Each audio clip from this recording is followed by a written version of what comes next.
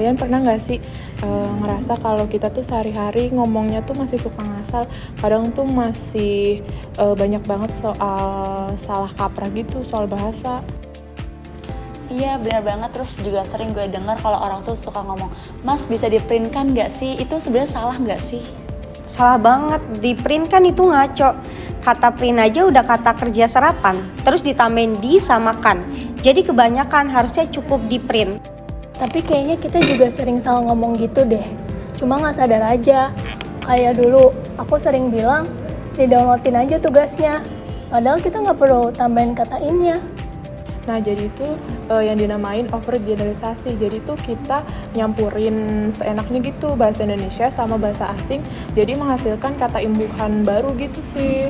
Nah iya sih, itu juga yang bikin anak-anak zaman sekarang tuh susah bedain mana yang benar sama yang salah. Dan juga coba kalau kalian lihat di sosial media itu banyak banget yang masih salah tentang kaidah kebahasaan. Contohnya juga kayak udah aku ajarin kok, padahal yang bener kan udah aku ajarin. Atau malah sebaliknya sih. Nah, bingung kan? Kadang tuh kita suka bedain dasar makna berimbuhan. Contoh, ajari atau mengajari. Atau mengajarkan, itu beda makna. Kalau sering-sering kita pakai, itu jadinya rancu gak sih? Iya bener sih emang, tapi menurut aku ya, asal konteksnya masih nyambung, terus orang yang kita ajak ngobrol itu ngerti, nggak terlalu masalah juga sih. Tapi tetap aja kalau kita bisa pakai bahasa yang benar, kenapa harus yang salah kita pakainya? Setuju. Apalagi buat kita yang kuliah atau kerja. Penting juga cara ngomongnya kan. Kadang kita dituntut buat presentasi atau bikin laporan. Nah, bener banget. Jadi nggak harus formal terus sih, tapi minimal tahu kapan harus pakai bahasa yang baik sama yang bahasa yang santai sih. Jadi intinya sekarang kita harus mulai sadar ya, sama cara kebiasaan kita ngomong.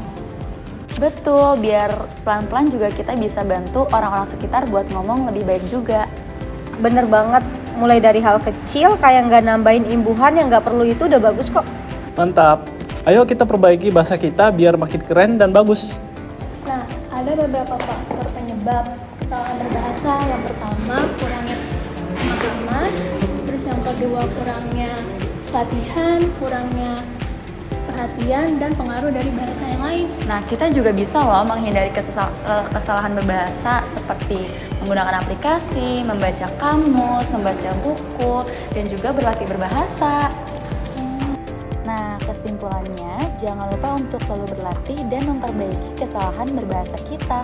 Dengan demikian, kita dapat meningkatkan kemampuan berbahasa dan menjadi lebih percaya diri dalam berkomunikasi.